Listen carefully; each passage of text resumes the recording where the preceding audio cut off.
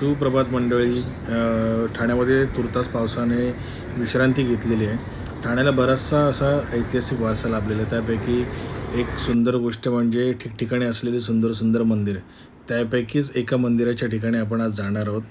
सुंदर असं मंदिर आहे, अप्रतिम मंदिर आहे, नवीनच बांधकाम केलेलं आहे. तिथे गेल्यावरती ना पावलं आपोआप थांबतात. म्हणजे सगळं दुःख, कष्ट जे काही तुम्हाला त्रास असेल ना, तिथे जाऊन त्याचा निवार होतो असं वाटतं. मनाला एक वेगळ्याच प्रकारची शांतता लाभते. तर मग मंडळी, चला आपण आता तिथे जाऊया.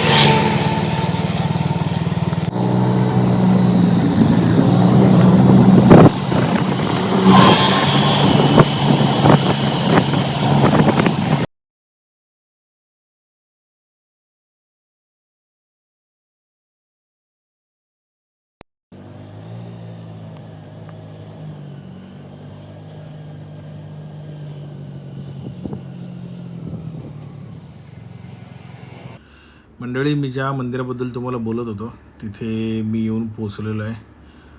खूप सुंदर असं मंदिर आहे. खूप अप्रतिम असं बांधकाम केलेलं आहे. सुंदर अशी नक्षीकाम केलेलं आहे. चला तर मग तुम्हाला मी हे मंदिर दाखवतो.